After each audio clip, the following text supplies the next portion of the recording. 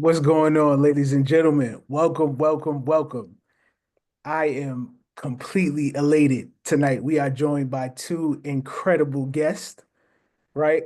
This is Dot Connect Wednesdays, episode 85. We have an incredible session lined up that could truly shift the way you think, move, and operate in your life. We are honored to be joined by Professor D, a powerhouse in mindset transformation, personal development, and purpose activation. And if you follow Steve, if you've been on any one of our Dot Connect Wednesdays or our members' calls, you have definitely heard these words. If you change your thoughts, you change your life. Whoever controls your mind controls your time. But tonight, you'll hear directly from the woman behind these transformative messages. Professor D has worked on so many things, and I'll let her kind of dive into who she is, what she does. Um, and we are also joined guiding this conversation with a close friend of mine, very near and dear to me. This is Mira Bayonne, wife of our co-founder, Steve Bayonne. She brings wisdom and insight of her own. So tonight's discussion is going to be led by her. You guys make sure you stay tuned all the way to the end because we have something incredible for you. There might be a special announcement that we might be unleashing on the people. So y'all make sure y'all stay tuned. All right. So without further ado, let's dive in. Steve, talk to him. Listen, guys, so last couple months, this has been like a mantra. And not only for me personally, but just for my community online and definitely our newer members from the 4-day masterclass. So Professor D, I found this clip. I don't know how or where, right? I just know it's Instagram. And when I played it, I was so connected to it. I started to play it every day, just on my own. I didn't even start sharing it with people yet. I didn't realize why I was so resonated to the clip. Then my wife the other day, when we had our second follow-up call, she did a wild dot connect. This is all she does. Like she's constantly in everyone's thoughts. And so she pretty much said, and if you want to repeat it, because I don't want to mince your words, what was the statement you made in regards to why you felt I was so deeply connected to that message? And before we go there, there may be some people that are listening that may not know what the message is. So let me just play it. Just so we have some context. If you change your thoughts, you change your life. If you change your thoughts, you change your life. And the thing that's so wild is whoever controls your mind controls your time. Whoever controls your mind controls your time. Whoever controls your mind controls your time. Whoever controls your time controls your mind. Controlling your whole life. Wow. I think it's the cadence at which she's saying it. It was very much like a mantra, and it evokes so much energy that it jolts you of full of energy because it's coming from a space of love, right? She's a teacher and she cared about those students. She was trying to give them that game. So I don't remember exactly what I said to you or what she It was just received the from lack it. of mentorship growing Ah, up. So there was a connection point that maybe I resonated with that because I didn't have that. You know, my wife came up, she's still talking to her seventh grade teachers. She tells me how much she was mentored through life. And I didn't have that growing up. Like, you know, I was told things like you need to go to the army or the service. College is not for you. This is how I was talked to growing up. So I always had to just figure things out. So we come from two different sides of teachers and instructors in our childhood, which left an impression on her because I'm still hearing these stories and they still resonate to this day. So I think in hearing that, once you said it that day, it did sit with me, and I was like, damn, if I would have had a teacher like that, who would have just saw something in me, right? It would have changed the trajectory because I know my wife had it, and it's still living proof that the deposit is still depositing to this day. So yeah, that was a good dot connect that day. So listen, so maybe a month ago in my inbox after playing this for so much time and introducing it to the academy, I get an inbox message from someone, founder, and I'm like, perfect. I go right to the inbox, the DM, off the blind. She's like, okay, listen, set it up with my assistant. We get to whatever. Next thing you know, there's a conversation which was fruitful, and then a follow-up conversation. So we might have spent maybe 2.5 hours together already, just figuring out who we were, and it's just synchronicity. Like you'll hear the story and you'll understand why this was meant to be. So that was it, guys. I was so excited about this. I mean, we've done a lot of Doc Connects before. What number are we on now? The 85. 85. And I don't think I've ever been this excited for one. Yeah, personally. I mean, the rest of them seem like business. This one is like, I'm like a kid in a candy store. I've been like teaching for the past 3 years. I mean, pouring into this community, and to be able to sit back and have someone who does this, for a living, and to be able to hear the, just the wisdom that she shared with me, and the stories. And I'm just profound that we don't have every educator should be like her. Yeah, You're so like get a ready. kid in a classroom. Yeah, I'm a kid in the classroom right now, so I'm taking the back seat a little bit. You're definitely getting your flowers tonight. So before we open up, we have a close friend of ours. We were at an event last week, and she gave us a call. And I want to open up with this, Audrey. So I want to make sure you're on here. So she had a story about the mantra. So if you want to share with us that story, I think it'd be a great opener. Okay, good evening, everybody. So nice to see all these faces, some familiar, some new. Good evening, Professor D. I'm just as excited as Steve is to be on this call because it was just happenstance and I was just calling them. Mira was on my mind, so I was just calling and talking to them. And I was like, girl, you know what?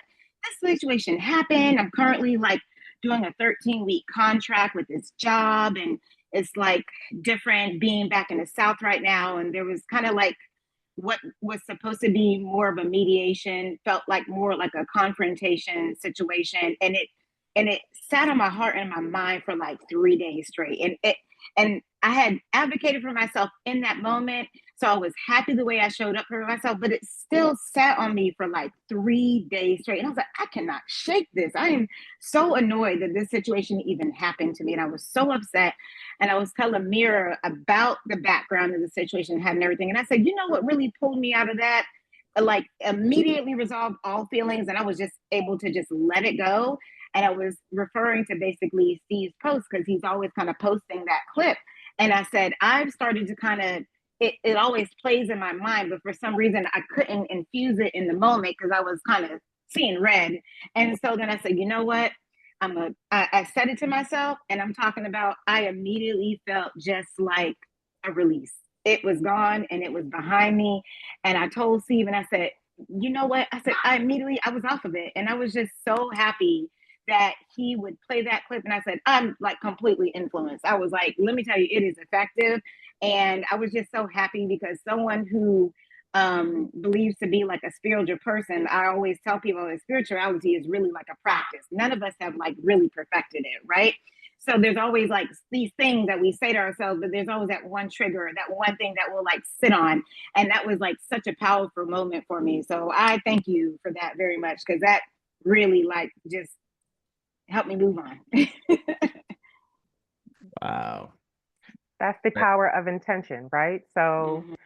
Professor D's intention that was given when she didn't even know she was being recorded. This is all pure, this is organic, this is coming from a space of love, and it traveled from her student's phone to the internet to finding Steve, because he didn't find the video. I believe the video found him, to him sharing it on repeat over and over and over again, and it finding through him the people that it needed to find.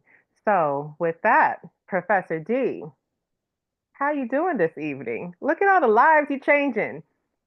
Great, great, great, great, great, great, great, great, great evening. Yes. Great evening. Class is in session. What's that? Class Class is is in in session, session. yes. I am in awe. You know, people say, oh, I'm in awe. I'm in awe because if you think of awesome, the first three letters are awe.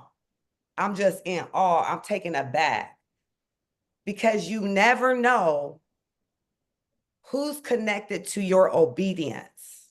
You never know who's connected to the download that you're receiving in the moment. This is why it's very important that you be in the moment. It's very important that you show up in the moment. Like right now, you're showing up. The fact that you showed up means that whatever is said on this call tonight, it was for you. whatever download I get right now, whatever I am presenting to you from the great, great, great big God, you did it. Let that sit there real quick. You thought this up. I thought this up. So those of you who thought about, man, how long we gonna be on that call? I don't know if I'm gonna get on that call tonight, but you here, you thought it. But the sponsoring thought that came behind it brought you to this space and place and time. And I want you to know that I am humbled. There is definitely alignment in the manifestation. So I received that. Mira, the number 4, I heard that this is number 85. Simplify that. 85, 8 plus 5 is 13, 1 plus 3 is 4. Foundation, practicality, stability. We are all here as one. This is what the foundation looks like. The foundation has been set. And what you do with a foundation, you build on it. Let's go. And as you build, the workers will come.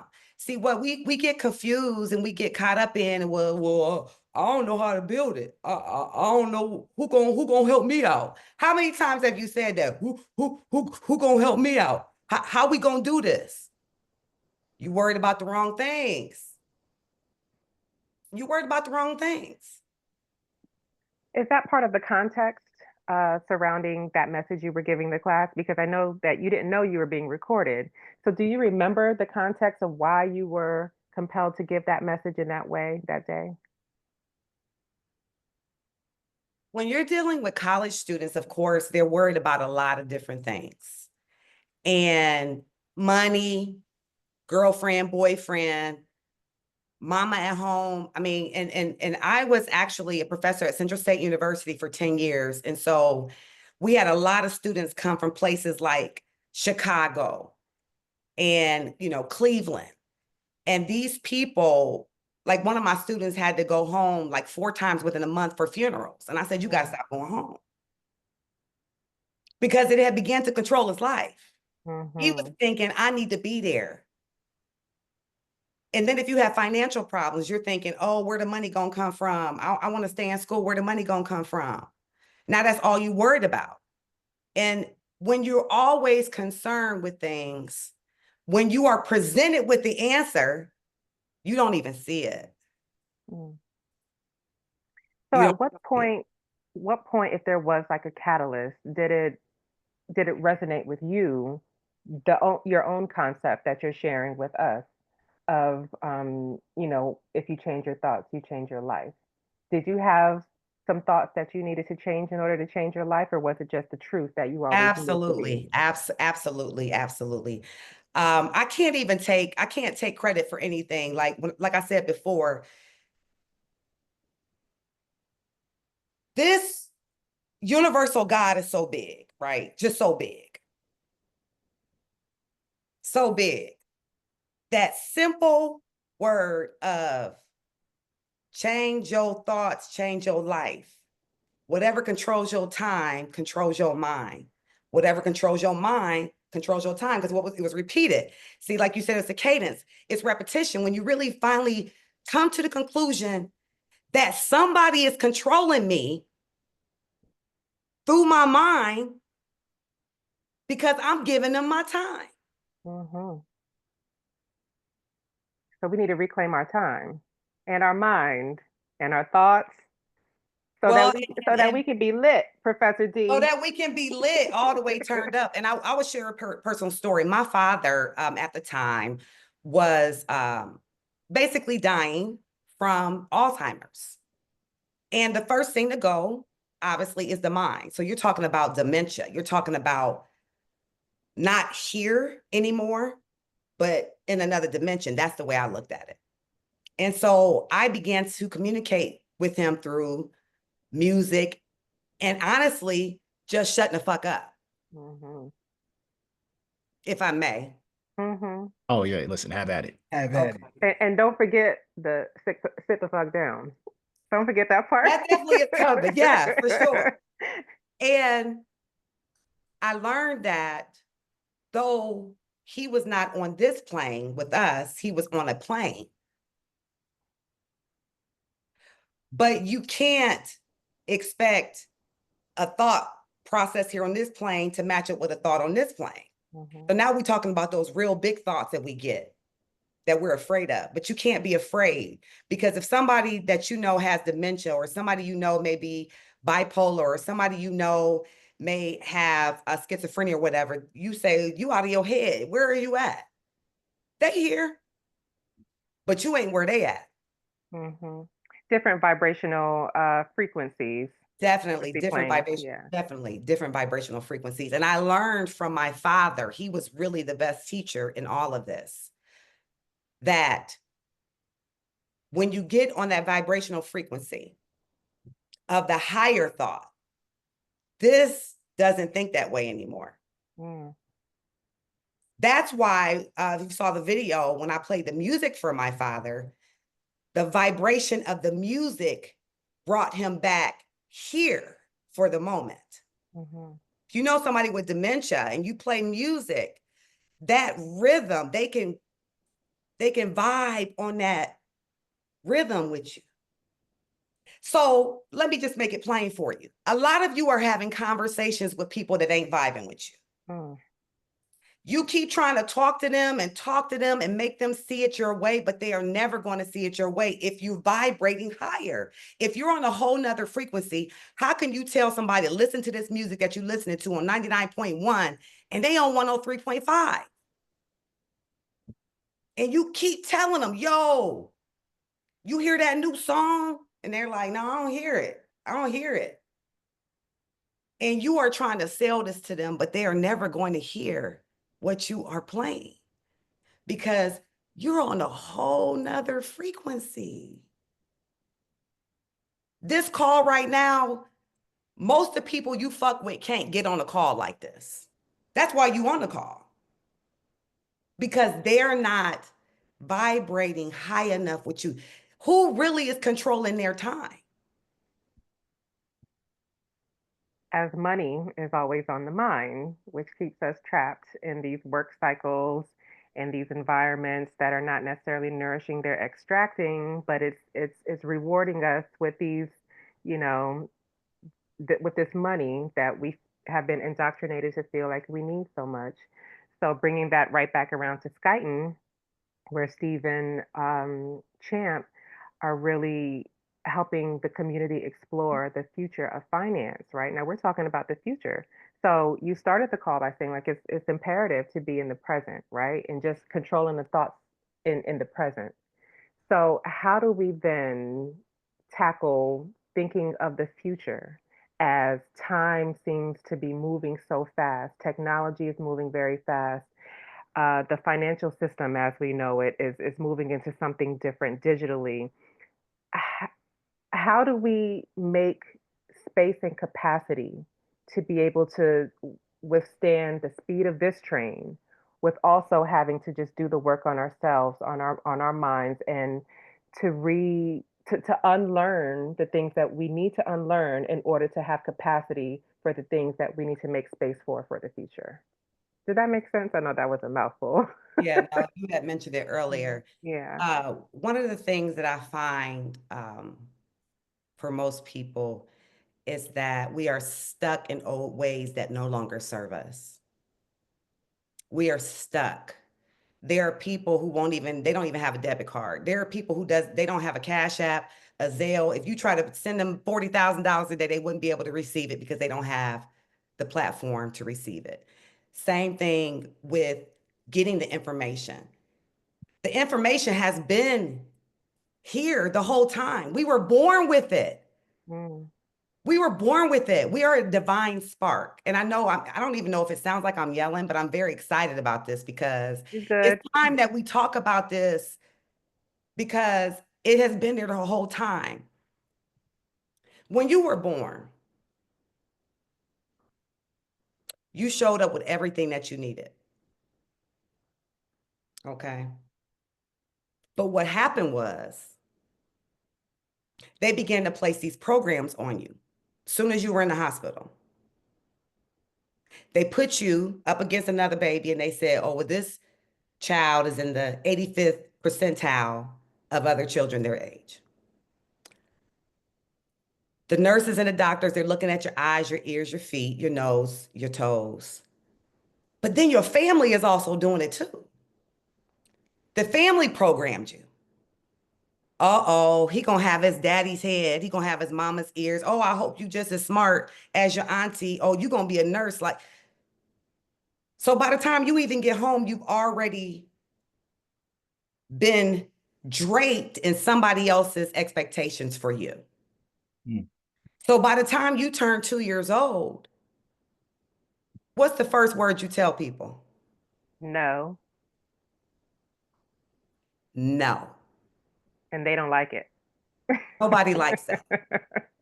Yeah. And they want to call you terrible. It's not about a terrible two. It's a truthful two. That's what it is. And I don't want to do that. Why do I have to do that? And so by the time they're 3 or 4, they're asking why. And when they ask why, they say the average 3 to 4-year-old asks why about 300 times a day. Mm-hmm. Why? Why, mommy? Why, daddy? Go get that for me. Why? Go get that remote for me. Why? Why don't you get up and get it yourself? Why won't you get up and get it yourself? So then by the time they get in school age, they don't tell their friends, they don't tell anybody no. They don't ask their teachers why. And you're wondering why they're failing because you've allowed it for so long. So now we're all adults and we don't know how to tell people no. And we don't ask questions about why. You're just taking what somebody gives you. Let that resonate for a minute. So not only did you get it in the school system, but you got it at church. Just believe and you will be saved. Now, if you don't believe, you're going to hell. Mm-hmm. You didn't question nobody about a hell. You didn't question nobody about how a big God who knew me before my mama even knew me, a big God who loves all of his children would send me here only to go into an eternal hellfire. Come on now. And I'm not here to preach. All I want you to do is start asking questions. Exactly. Exactly. So why do you feel that this indoctrination system that we now know exists and we know who it benefits and it's not us, why do you think it still operates in perpetuity today? Okay, so on a given day, we have 50,000 to 70,000 thoughts per day. 50,000 to 70,000 thoughts per day. Right here, right now, on this call, your thoughts are going all over the place. Even though you focused, you're thinking about a question. Are you looking at somebody on the, like, what are they doing? And whose name is that? And what that mean, believing, and what degree is that back there? And you trying to listen and you right here. But are you right here? 70% of those thoughts are negative. 95% of them are repetitive. So that means only 30% of them are positive. 70% are negative. So that means that every day you are repeating the same negative thoughts every day. So when it continues to go, you are the mover of the thought. You are the mover of the thing. The law of cause and effect. If you think it is the cause, and then whatever the experience is the effect. This is why we continue in the same shit all the time, because we have a pattern of thinking negatively every day. Oh, wow. Looks like it's going to rain. Oh, yeah, it's always raining. It's going to mess my head. Why you got to go negative? Why can't it be so glad my flowers get to grow? I'm so glad my plant is getting water today. But the first thing you do is go negative. Think about a thought right now. Think about the limiting beliefs that you have every single day. Okay, I'll tell you. My daughter comes up to me and say, Mom, I need money for this. You always need money. Why can't it be we live in abundance? What you need, baby? Do it make sense? Okay, let's take care of it. So I know that you worked with clients and you have a platform to course correct. Is that as big of a feat as it sounds to course correct? Are we making it seem too hard, or could this really just be a simple decision and choice to say, no, I'm going to think something else? Do you know the hardest part is really changing your mind? Like it's really challenging to change your mind. Like really think about this. Has anybody tried to lose weight? Anybody tried to stop drugs before? You try to stop porn? You try to stop a boyfriend or girlfriend or a husband or wife that you didn't want to do no more? Your programming has continued. You're fixed. I think somebody just saw somebody say growth mindset. You have a fixed mindset. Mm. And we Because need to be a little more malleable. you're operating off of a lot of fear mechanism here. Am I going to get in trouble? If I think differently, what are they going to think about me? But it's in your subconscious because you're not even consciously thinking about it. But because every time you stepped out the box, somebody always said, why are you stepping out the box? You need to get between the lines. Ever since you were 5, 6, when you were in 8th grade, you stepped out the box. You got suspended for it. So every time you stepped out the box, it's caused problems. Hey, I used to get in trouble for talking in class. As a first grader, I got my first and only paddle from Miss Harris. I'll never forget her because I was trying to help my friend with an assignment. And she kept telling me to be quiet, but she don't understand what you're saying. Mm-hmm. So let me help you out. So it got to the point where I had to get a paddle for that. And I used to always miss recess because I was the one that was talking until finally I get to middle school and this teacher had me standing on the wall with my fingers holding my body up because I wouldn't stop talking. I don't think I was disrespectful. I was trying to help. And there was another teacher that came through and he said, what's going on with you? Why you keep getting in trouble? I said, I'm just talking. He said, why don't you run for student council?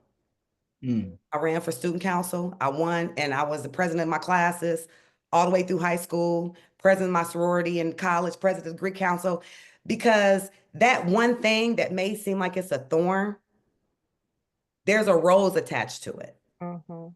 That not everyone can see. And it sounds like that teacher who told you to go for student council, he saw you. And that's a great segue into what I want to discuss about the educational system, right? And like, we know that that's an indoctrination process. However, there could be great opportunities to be seen and for things to be pulled out of you that you didn't know you had. So Steve spoke about how he did not experience that in school. I was grateful to really definitely be poured into in ways that still nourishes me today. But in my children's generation, I'm seeing that that's not happening. It's more instructor than it is teacher. So I know that you worked as a professor and you worked in the educational system and you're not doing that anymore. I wanted to know from your inside view, vantage point, what did you see systematically that where are the breaks? Like, is it just straight, like, is it obvious that like we don't care about the kids and we're just trying to indoctrinate them into workers who can't think for themselves? Or is it more? Like, is it as obvious, or do you just have to know how to navigate It's that? obvious. It's very obvious. All of us have been in educational systems in some form or another. And as much as they have failed us, they have also succeeded a lot of people.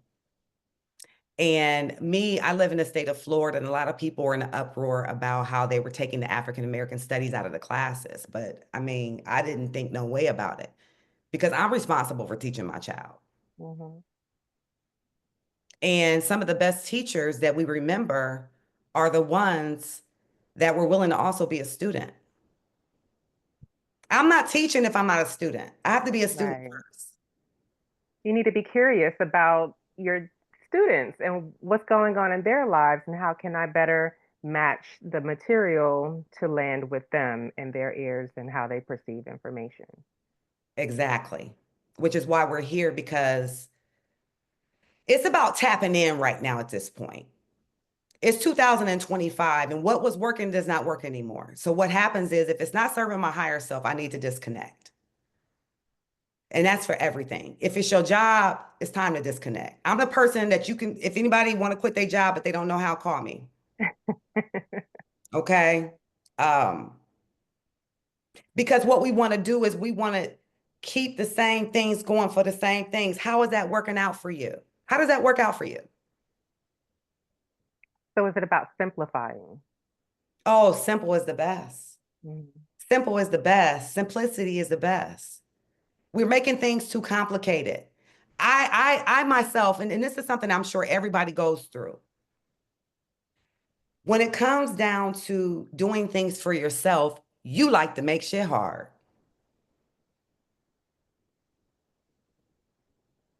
When it's time for somebody else, you simple with it. I'll do it. I'll be there on time. How much you need? How long I got to be there? 4 hours? I'll sit for, but you won't sit 4 hours with yourself because you don't think about yourself. See, so with my book, Lit for Life, Limitless, Intentional, and Thoughtful. So the limitless is taking away the limits. We're unlimited beings with unlimited potential. Intentional, doing things with a purpose. I'm meant to do that. I intend, I have a meaning behind doing that. And thoughtful, thinking of yourself and others. That's how we keep things simple. Hmm. So, what questions do we need to be asking ourselves if we realize we need to reprogram our mind and change some of our thoughts so that we can change our life? Who am I? Who Mm. am I? Everybody, if you write down notes, write down who am I?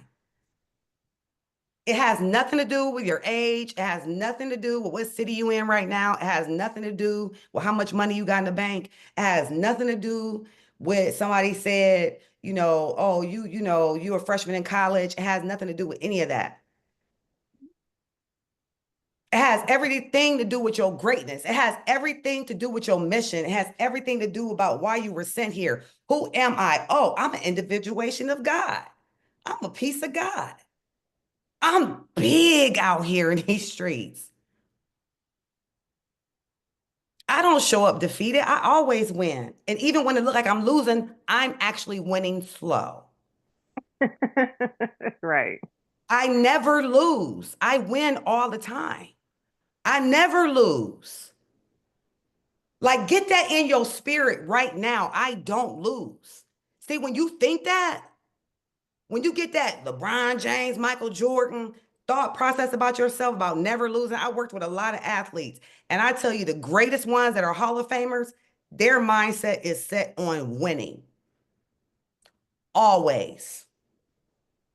If you're a legend, even though your team might didn't win, you still won because you crushed the numbers. You knocked somebody out. You broke somebody's leg. And I'm not saying you need to go and be brutal like that, but the mindset of a winner, if your account only increased 50 cents today, you won today. No losses, just lessons. See, yeah, we have to start thinking about, I'm going to give you a couple thoughts just because I want to kind of go somewhere with that. Can I read a piece of my book just a little bit with you all? Can I share? Please. Please. Okay. Get the glasses on. Wayne is laughing. Wayne has been smiling the whole time over there, Wayne. Wayne is like the student who sits in the front of the class every Wednesday. He's one of our best students. Okay. So Wayne is just excited for class I can't today. see everybody. I mean, I can kind of see, and I like to look through because I'm seeing smiles. I'm seeing things like that. Okay. The mind is powerful. It is a source of thoughts, ideas, beliefs, and human consciousness. As humans, our mind has the ability to function beyond our senses through reasoning, intuition, imagination, perception, and will.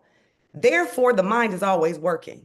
The key is in getting the mind to work for you rather than against you. On any given day, your mind is overstimulated by advertisements and campaigns on cars, computers, phone apps, social media news feeds, clothing, commercials, billboards, and in music, silently attacking you with messages of who to love, where to eat, how to vote, and what to buy. You are constantly living in a state of confusion because you have thousands of thoughts constantly penetrating your mind.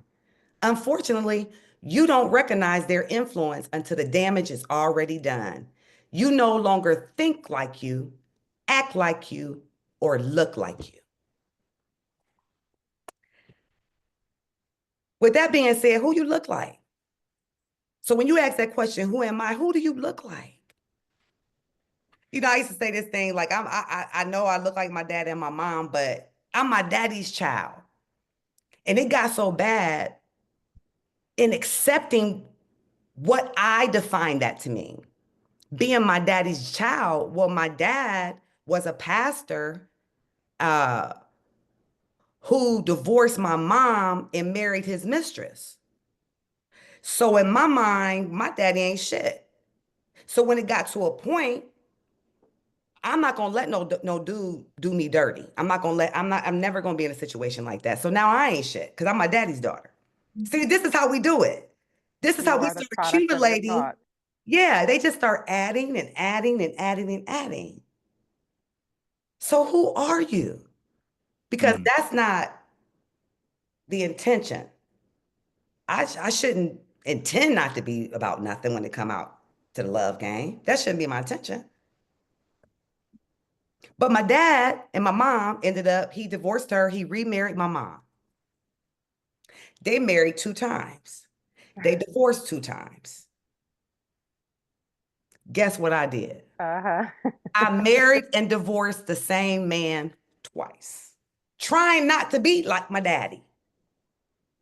But I didn't change my thoughts. Wow.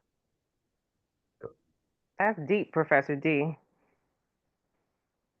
Listen, I want to add something. So, and we didn't talk about this, and this is the first time I heard about the dementia with your father. So, my father has dementia and Alzheimer's now, still living, but in another realm, right? So, I've been processing this for like ever. Okay. Um, Today I picked up one of my spirituality books, and I don't read pages from front to back. I tend to just open, and then it just makes sense, and then I kind of bang around, right? So this morning, I get this. So when you talked about the thoughts, right? What we focus on expands. My wife is big on words, like big on words. All right. So look what I read today. The average number of words spoken and heard in each day in general, and this is non-intimate words, conversations is approximately 20,000 words. All right. Here's the breakdown of it. 3,000 are slang, right? Out of the 20,000. It can be misinterpreted and have double meanings. 2,000 are used to hurt others. 500 are profanity, abusive, or a curse word. I might have a little bit more than that. Not the abusive, but I definitely have a potty mouth. 2,000 are mispronounced. I'm definitely part of that group. 2,000 are grammatically incorrect. 2,000 are not even heard. 4,000 are misunderstood or misrepresented. 2,000 are unnecessary. That's 17,500 wasted words. Here's where it gets good. So that's 20,000 words per day. 17,500 is wasted. 2,500 words actually clearly are communicated. This is where it gets crazy. Of the 2,500, 80% of them are forgotten within 6 minutes. What the fuck are we doing with each other? How many are forgotten in 6 minutes? 80% of that, and it's 2,500 words. That was everything that mattered. And you will forget it in 6 minutes. What are we supposed to do with this? Well, I'm gonna give you 8 words. Pen and paper? I'm about to give you 8 words.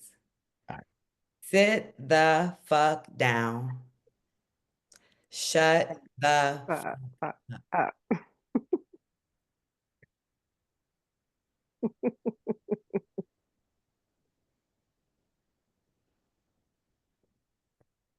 When I got that download, I said, wow. We used to tell little kids, go sit down somewhere. Children should be seen and not heard. See all those little programmers we got that we using, but you won't use it on you though. You won't go in the corner and sit down and be quiet because you're talking too much. See, that's another thing. Not only are you thinking it, but you're speaking it. We are creators. We're sent here to create. We've been sent from the manufacturer to create. Parents opened you up, said, here's this little kid. Let me see what they're going to do. You're different than you're unique. You're so freaking unique. Nobody has the same. Out of the billions of people that are here and that were here before and that will be here after, nobody has the same fingerprints. Ask a detective. Nobody has the same fingerprints. So in your talking about why somebody is, how did they get that job? I was up for that promotion. And why he choose her? He could have married me. Go sit down somewhere. Be quiet so you can hear your next move. I'm about to take you off that job. And you so worried about getting a promotion?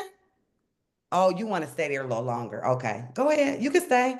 You still got somewhere else to go, but I'm gonna let you hang out there a little longer. They said the children of Israel, they traveled 40 years to go somewhere that only took 11 days. A lot of murmuring and complaining. Why Moses gotta lead us?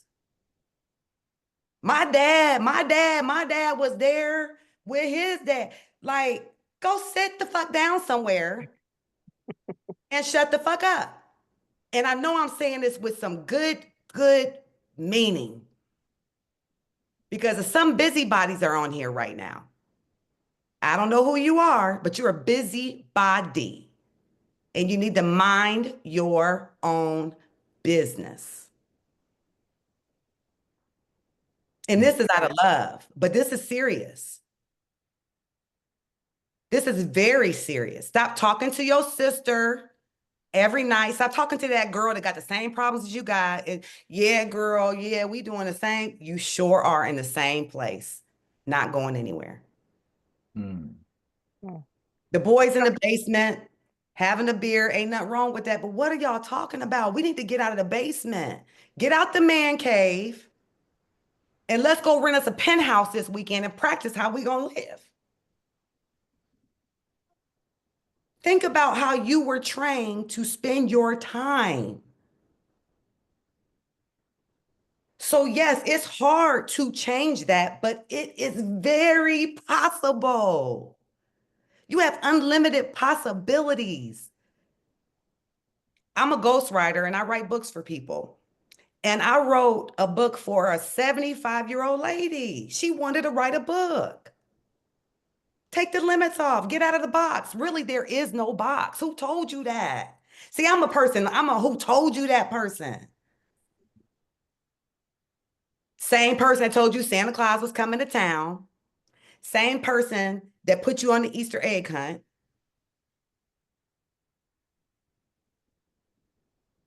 The same person that told you you were a minority.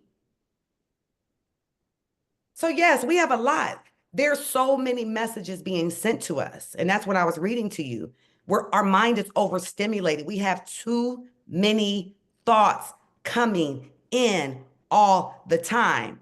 And then to make it worse, you are sleeping with the TV on. So just when you get an opportunity to rest, you don't rest. You might be sleeping, but you're not resting. So Because two things I'm just picking up on as you're going. Practices that you can instill to start to change your thoughts is being still and being quiet so that you can hear what your intuition is saying, what God is saying to you, to direct you in the next move. And also that you need to quiet the stimulation. We are overstimulated. Mhm. So we Mhm. can start with those two things. So we have to eliminate the limiting beliefs, Yes. eliminate the limiting beliefs. So if we may, for a moment, can we talk about some limiting beliefs? Talk about it. Absolutely. Okay, do we have some people that are willing to interact? For sure. Okay. Wayne, give us one of them. What's a limiting belief that you've had about yourself or about your life? I'm stupid. I'm stupid. So how can that be limiting? Wayne? Well, I know, because then I never think that I can do anything right. So Mm-hmm. why even try? Mm-hmm. Okay. So how can we flip that? Dad, did mommy text back in? Good question. I do know this So answer. let's flip, instead of him saying, I am stupid, let's assist Wayne in changing that limiting belief. Anybody? Hmm. No, Wayne, you're not stupid. Come Or on, you if it guys. comes down to Don't like make it something hard. It's knowledge, not like, hard. I don't know, but let me look into that. It's giving yourself an opportunity to go searching for something that you may not know, right? That doesn't mean you're stupid. It just means you may not know at the time, language to just say, let me think about that for a second. Let me come back to it. I am worthy and I am capable of learning. Hmm.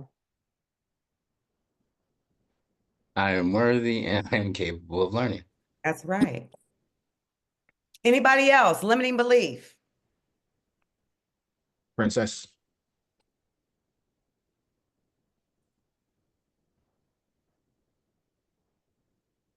Somebody. Hey, greetings. How you guys Greet- doing? I had my hand raised for because I thought you wanted responses for the question that you just asked, and I think he called on me for answering another limiting belief. But since I'm here, let me just say that one limiting belief is I've had, why does everything have to be so difficult? Or, sometimes when things sometimes seem to all be going uphill, like, why is this such a challenge? Why is there always, here's a good one. It's always one thing after another. One thing after another. What next? That kind of thing. And what is that thing? Where do we get that from? It's one thing after another. Love. I mean, that's how life is, right? Mm-hmm. Right. There's one that I use every day, and you guys can take this if you like. Everything is working out for my highest good. It's good and in my favor, no matter what. That's actually my daily affirmation. All things are working together for my highest good and in my favor, no matter what. Go. Period. That car accident, definitely working out for my good.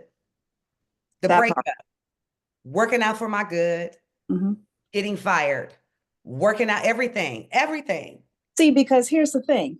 A lot of times when we see the incident happening or the issue happening or the challenge that we're facing, a lot of times we just look at the incident or the challenge or whatever that problem is. We don't see that that is a setup for a comeback. We don't see that that is a setup for us to meet or connect with our divine destiny. We don't see that it's a setup for us to connect to the person that's supposed to take us from point A to point B. We only see that it's an inconvenience right now. And so that's the problem. We need to, no matter what happens, and I literally have become this way in my thinking, and I'm still growing at it every day. I literally believe that all things are working together for my highest good and in my favor, no matter what. I'm like for example, today I didn't get out to do some of the things that I had on my plate to do. I actually stayed home and did some of the things here, and it turned out that it worked out for my favor because I wouldn't have gotten it done because the thing that I ended up having to do at home took me all day, that I wouldn't have been, it didn't allow me to get to the next thing that I needed to do out there. So it all worked out, for me to just be here. And sometimes all that running and, running and ripping and running is not really working in your favor anyway. So that's literally how I think. Thank you. Mm-hmm. Yeah. Thank you. Yes, ma'am. Professor D, you have some hardware behind you. Oh, And I know some of us don't know the backstory of how you became an educator. Hit us with a couple things and then give us some pivotal moments of things that got you to this point here. Because when I first saw the video, I didn't know those were college students. Time. Right. And you guys know some of my sayings, don't be dumb. And I always followed up with, I say that with love, right? There's a particular way that we need to, we talked about Dick Gregory at lengths with how the messaging is being delivered, right? Shut the fuck up. Like we get what that means, right? That's not one of those off the street, like, because there's a couple ways to say that, right? So what's the hardware back there? And how did that form who we have in front of us today? I was in college and I was doing communications. And at the time, my father had started working with Pro Football Hall of Famer Jim Brown on a program called I Can. And I Can was a life management skills program that helped individuals change their attitudes from I can't to I can. And he initially started with gangbangers in LA, and then they moved it into the school systems. And upon graduating from college, I didn't know where I was going to be working. And the opportunity came up for me to teach his class in Dayton, Ohio at Dayton Dunbar. And so I did that. And that ultimately changed my life, working with students every day. These are high school students who wanted to change their lives, but they didn't have the tools. And so during that time, I went and got my master's in education because I thought I wanted to be a principal, but I didn't want to do that. I didn't want the box, okay? And also during that time, I ended up opening up a gym and a dance studio. So my toolkit was pretty heavy, but it was always about a healthy and well life. That's really what it all came down to. And I've studied with some really awesome people. I didn't get a chance to actually study with Dick Gregory, but I've studied a lot of his work. And his medicine man, I did study with him, Dr. B. Serious. He was one of my coaches in helping me change my mindset. And so we get to this point in life and we're saying, what do I continue to do? Do I stay in the university where I could pretty much get fired from the things that I'm telling people? And I needed to walk away, but I didn't know how to walk away, because when you have been somewhere for 10 years and people depend on you and you know that they are thriving in life now because some of the life lessons that they've learned, and it becomes challenging. But long story short, I ended up taking a cruise during spring break, and it was during COVID. I didn't care that it was COVID. They let us go. So I was one of the last 4 cruise ships that came into Florida, and I ended up staying. And I didn't know how I was going to tell the chair of my department. And she ended up calling me and she said, "Oh, I'm sorry to inform you, but we have to let you go because our enrollment is down." So my thoughts on moving was on the up and up. So it worked out. And a lot of times we are wasting too much of our time and our energy on the wrong things. If we would just sit down somewhere and just be quiet. Because remember, you showed up with the answer inside of you the whole time. I studied with Dr. Miles Monroe as well. And if you follow Dr. Miles, if you followed him, he always talked about purpose. And one of the things that I got from him was about dying empty. We should be dying empty. If you can still press on an orange and it's still giving out orange juice, you good. This is where we need to be. We need to be dying empty. We need to get it all out. I have like 30 songs in a music catalog. I write songs, I do music, I write books. And this ain't me bragging. This is me just telling you that I am working it. I'm working the thoughts about who I am and what I have been brought here to do. I am not concerned about competition. I'm concerned about the mission.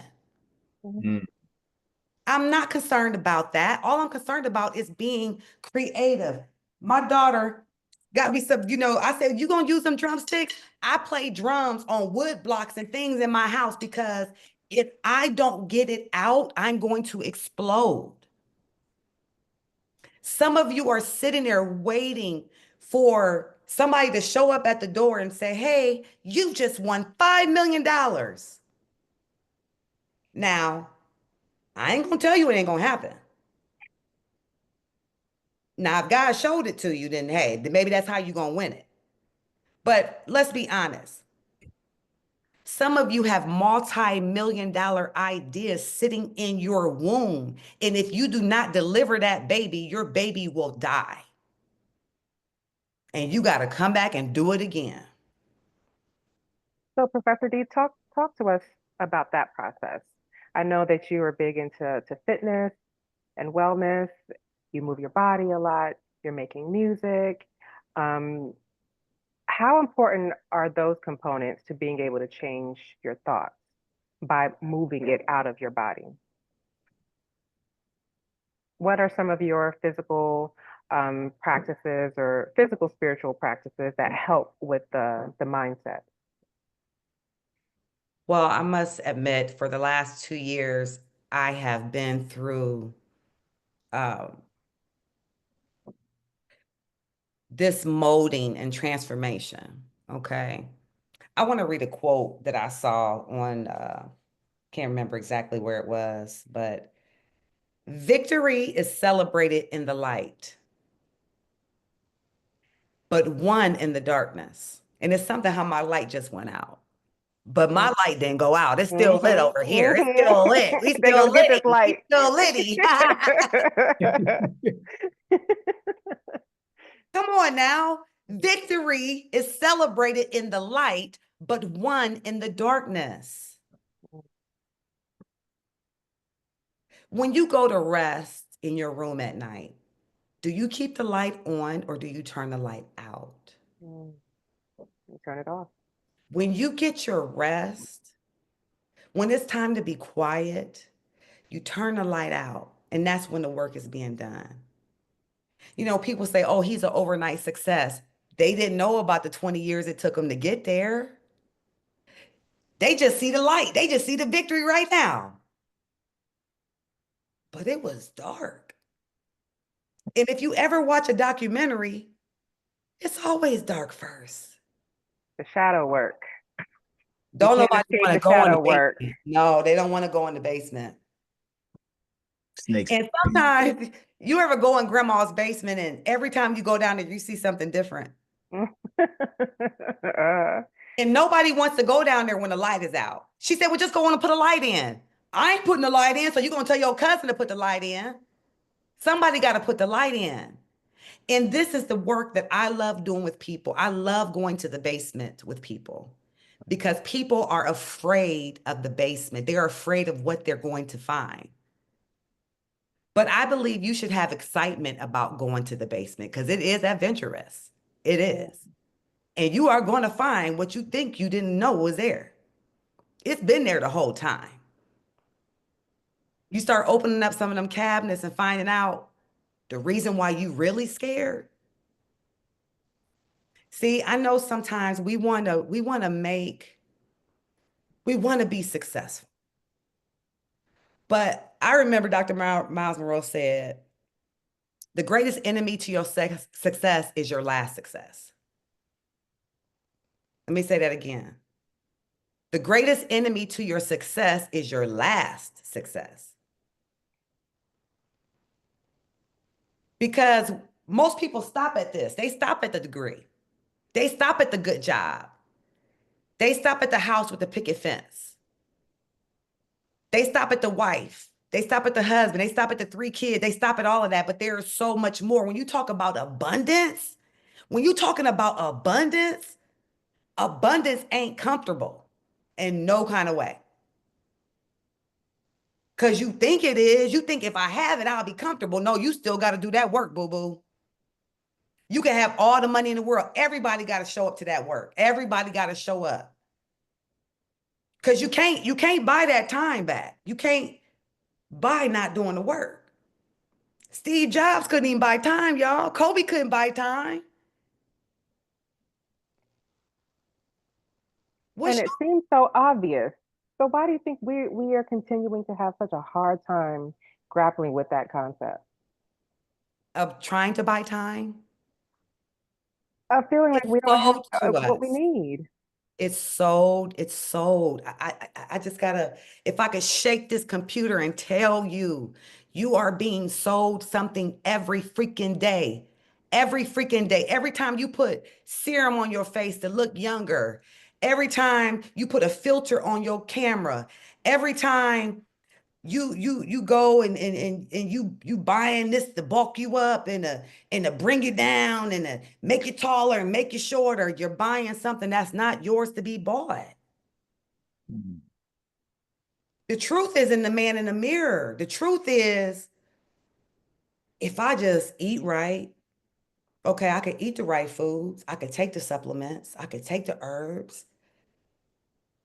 Hey, even I've been challenged with fitness. I got to a point, I got tired of waking up at 5 in the morning training people. I was done. I'm done with it. You want to be fat? Go ahead. Now, I got to motivate myself to go walking. But in my mind, as I'm walking, I'm today I was walking. I'm with the trees today. We out there kicking it. You got to change your mindset about what you're doing. You got to add a little pep in your step about what you're doing. You might be going to see your child in prison, but you better put a little pep in your step because he's still living. You got to change your thoughts and everything and everything and everything and everything. Change your thoughts and everything. When I say change your thoughts and everything, change your thoughts and everything. Because thoughts become a thing. So if I change my thoughts and everything, everything will change. You make it a lifestyle. Lit is a lifestyle. There are no limits. Who told you that? You know, the worst part when I'm coaching and I'm talking to people and they're like, yeah, I remember when I was in 6th grade, or I remember when I was in, when I was 21. You 50, boo. We still on that. Let's get off of that. Come to me one time. I'm going to let you tell me that story one time. Because see, you got the wrong friends because they keep listening to that story. And that story is not you. That story is part of the path, part of the journey that you had. Part of that story, you're going to step on that story's head and go to where you need to go. We was homeless. Yes, we were. We not anymore. My dad was on drugs. Yes, he was. And if he still is, he's on drugs and you're not. Come on, y'all. Come on. What you listening to? What's the music doing for you? What's the rhythm of the beat? What's going on? What's the rhythm of the beat for you? Because this is universe, one song. If we took everybody off mute, we would hear a beautiful, beautiful song. I know we would. And we could sound it out. Gwendolyn, what's your word? If you give us a beautiful word about life, what's your word? Tobin, what's your word? Randall, what's your word? We start putting them words together before you know we got a sentence. Put that sentence together, we got a paragraph. Put the paragraph together, we got a whole chapter to a book right here, right now. But the problem is, who controlling your time? What are we doing with our time? What you really thinking about right now? You don't notice right now. You don't notice. Everybody on this call right now is on notice. because there's somebody that see you that's bigger than us. But because the universal intelligence is so cold, it's calling you out right now. Yeah, we Wow. got to lean in, Professor D. We got to lean in. We got to do the work. We have to do the work. When we spoke, there was something that is still, I'm still sitting with it. We talked about, well, you talked about Jim Brown meeting with the gang members, Yeah. asking that one question to them. Yeah. If you can just share that, because that I don't want to be the only one. I mean, I'm sure you've shared it before. Okay. That's a good gift. Okay. So Jim Brown at the time was living in Los Angeles, and we went to visit at his home. And he was known for bringing gangbangers to his house. People thought he was crazy, but they respected him a lot. And so this particular time, he had a couple Crips there. And we were all just sitting around, and we do these things called feeling sessions where a word is mentioned, and then you tell how you feel about that word. Now, these guys are just talking about how they shot up somebody's funeral. Yeah, it was all, gang, gang, gang, on some real gang, gang, gang stuff. So I'm sitting there like, wow, this is crazy. They hard. These are some killers right here. And Jim said, he started the session and he said, mother. They shared about their moms. Everybody was like, my moms work hard, that type of story. Soon as he said father, one of them just started crying. See, his experience needed to get that light on it. And Jim took him to the basement with just that one word. And it showed me that this killer got a heart too. This killer's father meant more to him than he even knew he meant to him. And he didn't recognize it until somebody just took the time to listen. And that was pretty powerful. And that showed me at that point, anybody can change. Anybody can share their feelings. Anybody can change their thoughts if given the space to do it. And we got to give ourselves grace.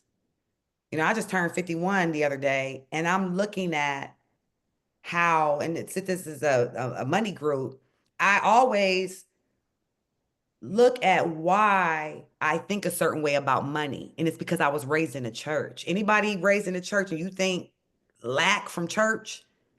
Because everybody always trying to raise money. We need this for that. We need this for that. And if you don't give, you don't give, you don't give, God ain't going to give to you. And you'll be cursed with a curse. If you don't give, dang, I'm cursed. We break curses that were supposed to be blessings.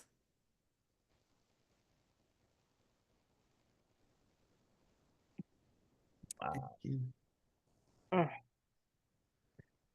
I don't know, Professor D. It sounds like you dropped the mic on that.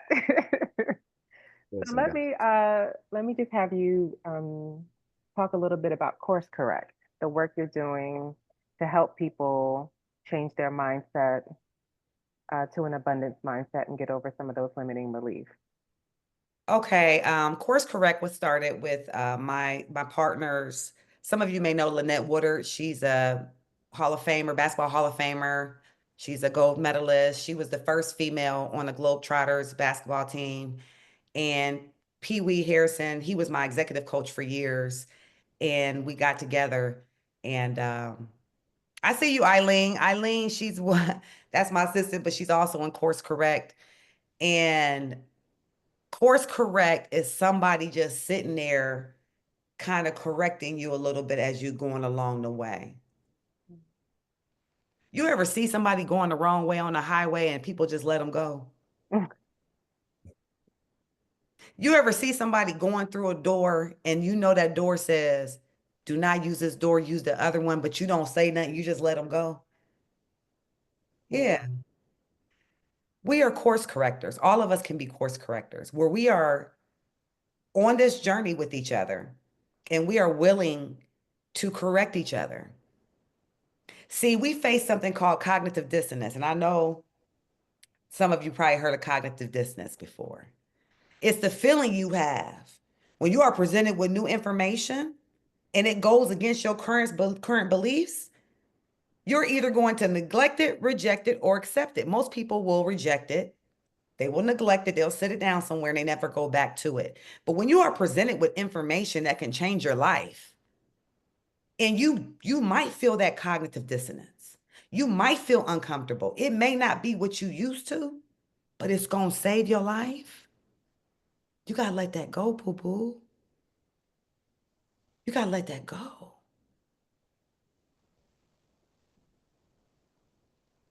Mm. I don't want to do too much. I know. Like piecemeal it on them, Professor D. How about we throw it to if anyone has any questions for Professor D. Hold on, before we go into the Q&A, let me connect the dot real quick. So I knew that from that clip and then our two conversations, and even after the first conversation, I know we came up with some, and I know we were here together, put together for a reason. So in talking, I told her, listen, we have a platform. I'm looking to open it up to, like-minded individuals to bring a more holistic approach to the academy, right? So, we do money, cryptocurrency, but there's also professional and personal development. I'm for certain that Professor D is going to be back here at a capacity of teaching the academy. And she could, I don't want to speak for her, but I'm for certain. I'm ready. Let's go. I'm ready. So let's talk about it. So that's what we've been doing. We've initially discussed, and that came out on the first call, merging our programs together, giving her the platform to come on here. And for anybody that's ready to receive that, that's going to be an addition to the academy. So it was more than just figuring out who she is. This is the gift that keeps giving, right? For certain. And the first thing I told her when we got on that call, I said, listen, you need an audio book, right? Because I came up under the Les Browns, the those motivational speakers, and I'm listening to your page, and she's like, she puts no energy into her page, and I'm like, no, don't do that, please, because I get people all the time that they're torn between like the social media thing, right? The what it is versus what it really is, right? And it is what we say it is. And I'm like, people need that. Like I have guys that come to me, they're like, oh, I'm gonna stop posting. I'm like, no, trust me, it's landing. Mm-hmm. Just stay consistent, right? Especially when you have a message that powerful. So I just wanted to drop that on you guys to say that there's definitely something here, and it's going to be packaged up for the academy. And listen, if we don't get this mindset together, I don't care how much money. And I told you guys, like, this mission here is far beyond how much crypto we can amass, right? Because that's just part of it, small part of it. If we don't start doing the work before this thing hits, that last success, trust me on that. I know a lot of high net worth individuals, and they go through so much shedding when you start to hit these different tax brackets. So it's imperative that we work on this mindset. Imperative. Thank you, Steve. We definitely connected when I talked to your wife, Mira, talked to Champ. It definitely is a lot of synergy there. And the reason why I'm ready is because I don't have a limited belief. I had wrote down, I had got lit. Lit is a leap. To be lit, it's a leap. And for one person, it might be a step. Another person might be a jump. On your journey, you taking steps and you taking jumps. You might be dancing your way to certain things, but the whole point is that you're moving that energy. You're moving it. And you may be at a different level right now. And you might be like here and go right here, because one thing I will always be with you guys is transparent. I done been in the basement, recently in the basement. But guess what? Now I know why. It's time for me to be out here teaching again in a different type of way. Thinking, oh my God, I got to get my university together, got to get my platform. Nope, stop worrying about how. Go sit down somewhere and shut up. Okay. Minding my business. I can tell you that. I can tell you this because I lived it. I know what I'm saying. Go sit down somewhere and mind your business. And guess where? I'll be right on my little couch, minding my business in the middle part. After I've done all the things I'm supposed to do, but right in that moment where you can get caught up in some catch up, go sit down somewhere and be quiet. And because I'm not really good at checking my social media, I think I was a couple days late checking you, but I checked it. It was right on time. And you said you wanted to talk. And then Eileen set it up. And then we talking. And I ain't got to worry about the how because the how was already taken care of. All I needed to do was be quiet and sit down and wait for the inbox. It may come to your door. You may be the one with the door. I'm talking to Duvall, Magdalena, Walt, Mo Money Mike, Dante. I'm talking to all of you. You ready? You built for this. You was born for this.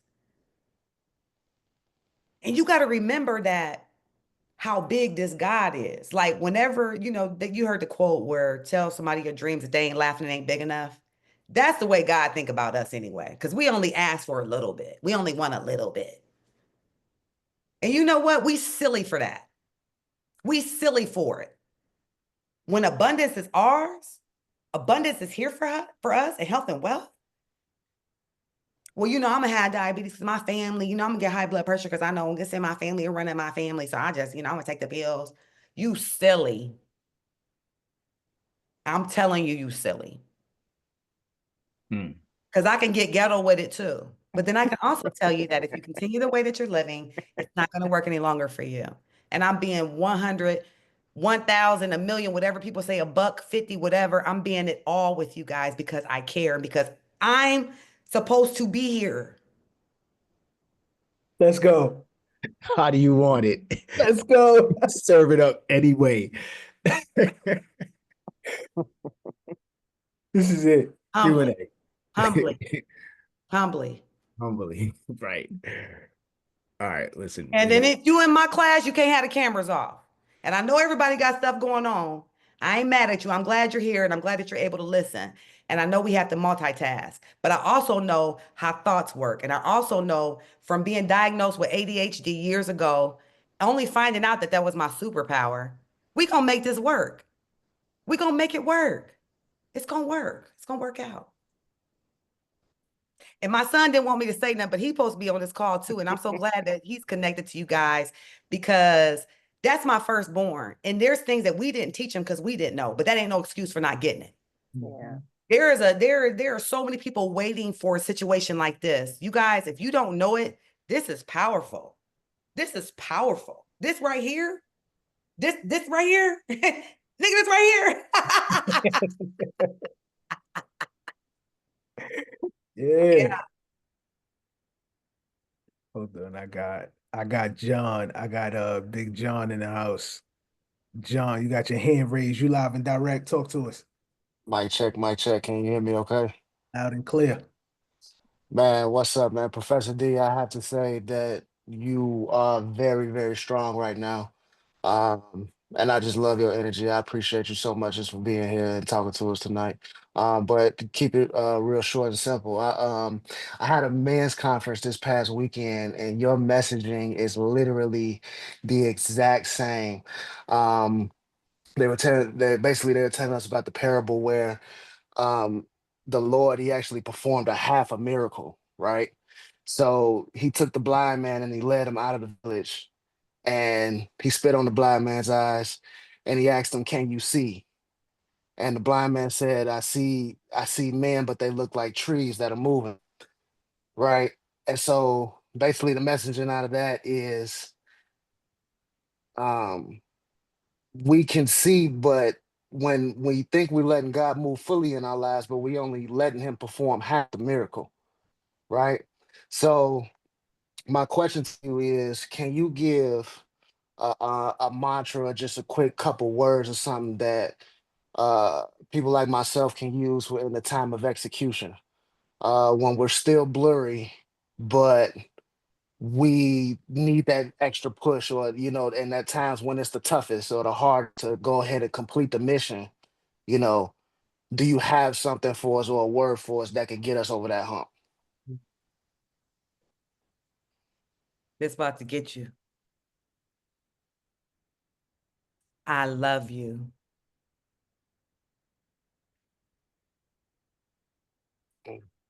Mm. Think about that. I love you. What do love do? Love covers everything. It gives you value. Love makes you feel deserving. And a lot of times when we're in those different situations, we don't feel deserving. Maybe I shouldn't go through with it. Maybe I shouldn't pay it. Maybe I shouldn't do it. But I love you. So if I love you, I got you. I'll do anything for you. You got to tell yourself that. I love you. Let's go. Let's go. The universal words. Man, that's it. That's it. Great question, John. Greatly appreciate that one. Thank you. So next we're gonna go with Jacqueline. Jackie, talk to us. Hi, how are you? I'm so excited that you run this class tonight. Since Steve started posting you on his Instagram, it was something about your words. It wasn't just your words, but it was how powerful you say them, how the energy, how I consider myself a strong woman. So when I heard that coming from you, it just did something in me. And I started connecting so many dots. Like I've been married 28 years. But when my husband and I still have an argument, that even if I'm working, if I'm here in this video, it just, my mind goes somewhere else. And I don't want that to happen. I want to be able at this point, after 28 years, to control my mind, especially when it's a situation like that. But it's very difficult. But that was one of the things I wanted to tell you.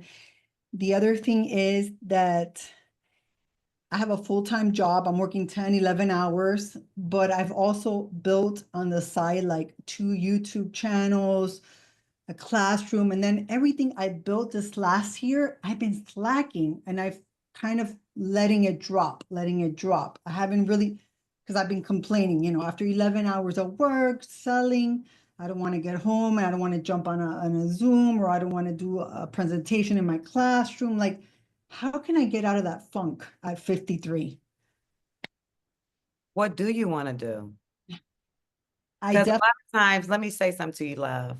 yeah, A lot of times we spend so much energy talking about what we don't want.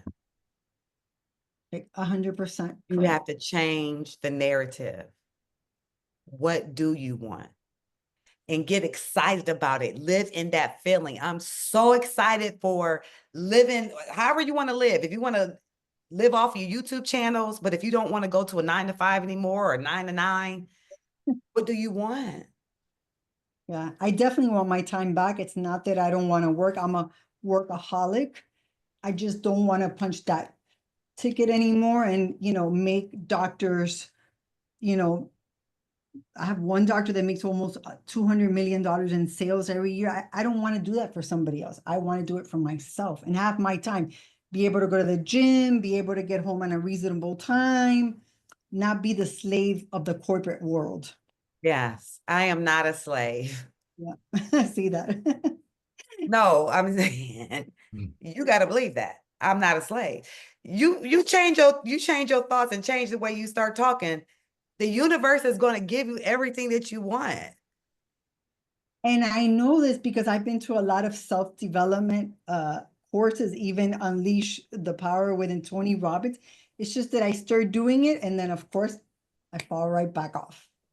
It's difficult. I mean, it's difficult to every day implement the affirmatives, every day wake up and say, this is going to be a powerful day. I'm going to do it. It's hard. It's hard to do it for Yes, me. you said it was hard, Jacqueline. Yeah. You ever heard of something so easy it's hard? Yeah. We're the ones. It's you. It ain't nobody's fault but yours. Yes. It's you. We defeat ourselves first before anybody gets a chance to defeat us. 100%. Thank you. So instead of saying it's difficult, saying this is the easiest. Like, and whenever you use difficult, use simple. This is the easiest. Use those words. Like certain words just shouldn't be in your vocabulary anymore. Okay. All right. Thank you. Thank you. Last thing, I was trying to scan Steve and Champ's to buy the book, but when I scan it for some reason with the phone out, it doesn't pick up, guys. Okay, we're gonna have to link. come up with another way. Yeah, let's come up with another way. Thank you. Thank you. Thank you. All right, so we're gonna take one more question. Audrey, give me 1 second. Let me bring you up. All right, got you, pen. And go ahead and unmute yourself. There you go. Okay, thank you so much. Amazing night. It's been extremely powerful. Thank you so much for everything that you've been saying tonight, because nothing but divine intervention has literally put me here tonight, because there's so much, as you said, that has like fully landed on top of me. And I wanted to ask a question, because I know you work a lot with athletes in the past. I'm an athlete myself in a lot of ways, but right now I'm actually in a place where I'm getting back to racing. I'm a runner. I'm a long distance runner. I haven't raced in about probably approaching about 3 years. My last race was actually probably about 48 hours after my mother passed away. And I had trained for it properly, was ready to probably PR that race. Worst race I've ever done in my entire life. And so something that I felt so connected to for so long was like my go-to, and where I would pray and where I would talk to myself and where I would find joy in, was something that was like very triggering for me.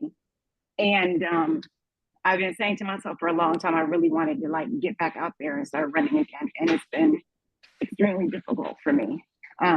So to kind of put myself in a better place, I said, you know what? You're definitely not in racing shape. I haven't like consistently done long runs in like a really long time, but I said, you know what? And I haven't even told a lot of people, to be honest with you, but I signed up for another race this year. Very few people have I told. I said, okay, it's on the calendar. They have taken the money out. If you don't show up, you've made a donation, right? So what I've struggled with, and I'm behind my training schedule because it's actually in gym, right? So I'm behind the training schedule. I'm not in racing mode. And what I have found is that like, I'm someone that could like eat 10 miles for breakfast, out the door to work like it's nothing, right? And so what I struggle with now is just the physiological impact now that my thoughts have had. Because I go back to, like you said, your last success, right? Even though it wasn't my best race, it was my last time I crossed the finish line, right?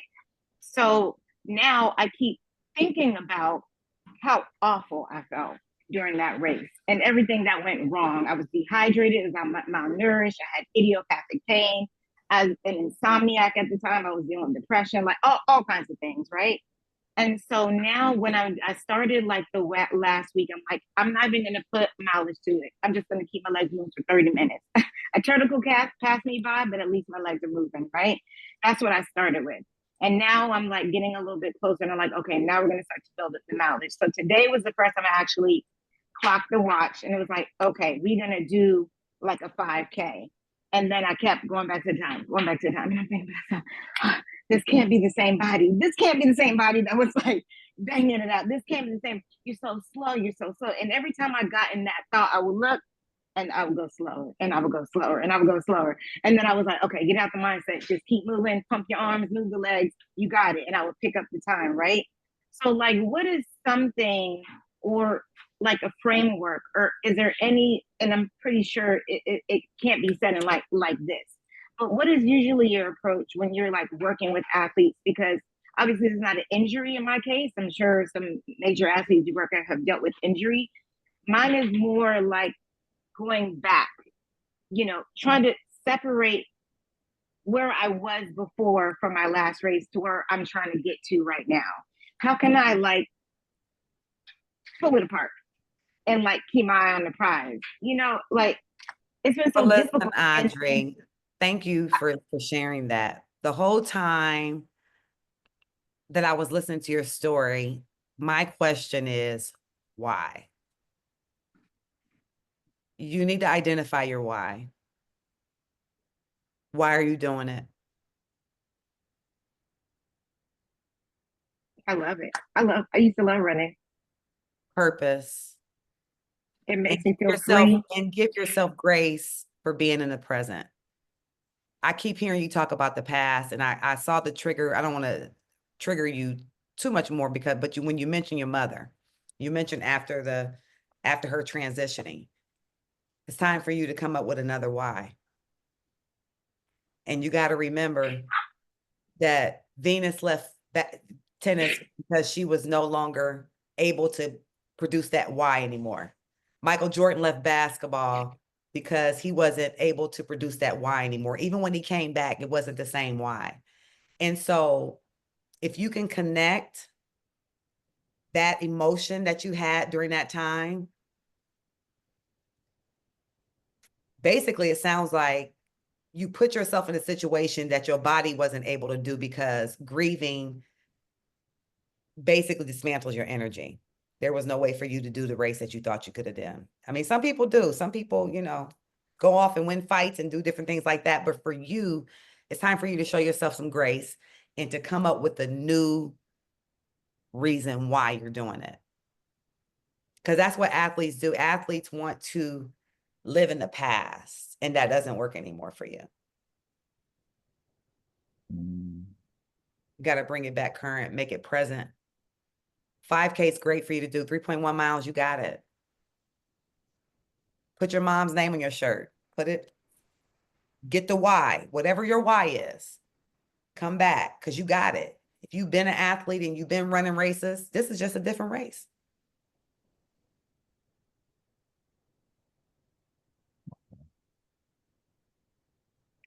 And Audrey, let me just add, without getting too personal, because I know you personally, but in that time, what you're not acknowledging is all of the thresholds you've gone through. So your race is a different race. You're on a different terrain right now. Yes, your body's different. Your energy's different. Your spirit is different. You're not the same person. You're not running for the same reason. So as Professor D advises you of your why, it doesn't even have to be anything too deep. You can just say, I want to have fun. I want to feel good. Bring back that inner child of just like, I just want to go outside and run and play. Approach it like play for now. If that's, to simplify it. You can run. You are a runner, right? That's established. You don't have to reestablish that. You just need to do it. If you really want to do it, or are you chasing something from the past that's not serving you now? And maybe that's what the conflict that you're feeling. And I would reiterate the advice she gave to John. Start that race or start that run with "I love you. I love you. I am enough. I have done this. I do this," and go from there. It doesn't matter the time because it's an individual race. This whole life is an individual race. You are not in competition with anyone else. That's good. That's good. That's good. Oh, damn. Wow. Yeah, and Jacqueline, if I may, just chime in one more thing with you. Simplify it. Just simplify it. You don't have to be a workaholic. You don't have to grind your gears. When people grind their gears, they end up with nothing, no movement at the end of the day. Just figure out what you want. And when you ask for what you want, and it's important that you write it down, it's important that you verbalize it out loud. But when you ask, make sure that you ask for ease. I attract money with ease. I create and express myself with ease. That's an important part. And ask and you shall receive. All right. All right, Professor D. Mira right, got that Professor D. sauce. See, Listen. I'll barbecue it throwing on, and here comes Mira with the sauce. Come on now. we trying to stay lit for life, Professor D. Yes, we are lit. We are lit. We are limitless. We are intentional, and we are thoughtful, and we are in alignment on this call tonight. We have what we need. You know why? Because Professor D just told us we did. And listen, Change your thoughts, you change your life. Professor D, we are so grateful. We are so grateful. I am too. yeah, nah, this was it. So guys, the QR code is working on my end, but when we post the replay, and if you're watching this on the replay, in the description on YouTube, we're going to have the correct link and everything for anybody who wants to order the book. And if you're in the academy, you'll get the email in-house, and we'll make sure that you're connected with the order if you're having issues with the QR code. Absolutely. Yeah, we got our copy, signed copy. Because you can actually get the book on Amazon, but the reason why I have another avenue to do that is because I can't autograph the copies you order from Amazon unless I see you in person. Right. So this way you actually get an autographed copy. So we can make it happen. We'll make it happen some kind of way. Somebody has it already. Oh, okay, yeah. I see. Oh, this is great. Yeah, this was moving.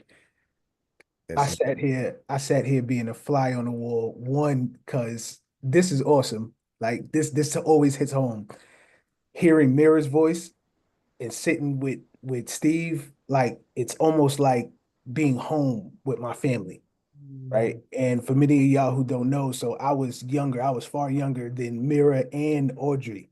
Both of them, I was I think a freshman when they were seniors in high school, and this is in NC. So I was the young popular guy, but I knew all of them. And even on this call, even to go a little deeper, Chow, his name is Jeremy, but we used to call him Chow. So Chow is a great friend. He's a brother, right?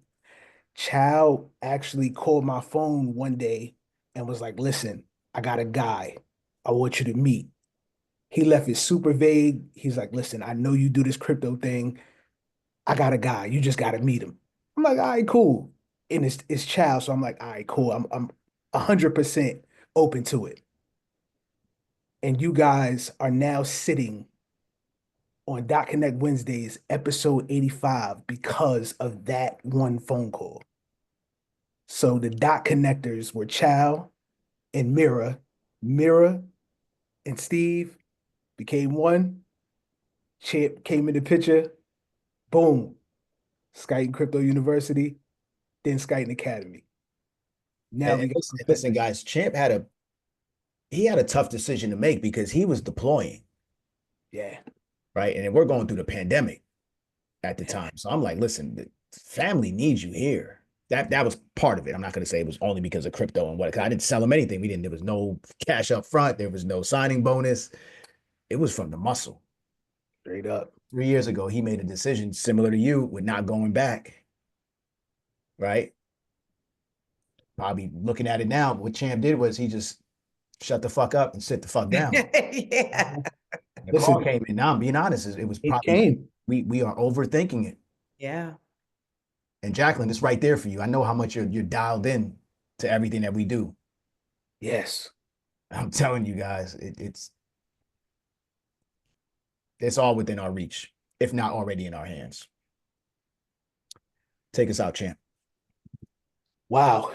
What an incredible conversation tonight with Professor D and Mira. Thank you all for sharing. If it's one thing we hope that you guys take away from this session is that your thoughts shape your reality, and the power to change your life is already within you. Professor D has given us practical tools and powerful insights on how to reprogram our minds, break free from limited beliefs, and basically take control of our future. So without knowledge, without action is just potential. So the real work all begins right now. So until the next time, stay focused, stay intentional, and keep connecting the dots with Skyton Academy. We appreciate you guys. We love you. We'll see you next time. Thought you change your life. And the thing that's so wild is whoever controls your mind controls your time. Whoever controls your mind controls your time. Whoever controls your mind controls your time. Whoever controls your time controls your mind. Controlling your whole life.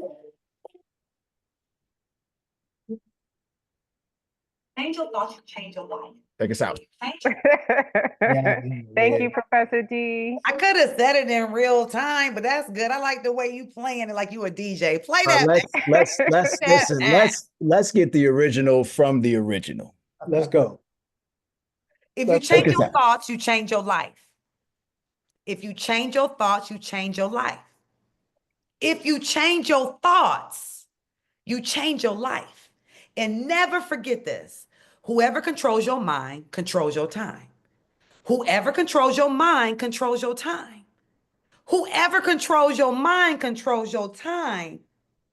But whoever controls your time controls your mind. They control your whole life. Love y'all. Thank you. Man, this is awesome.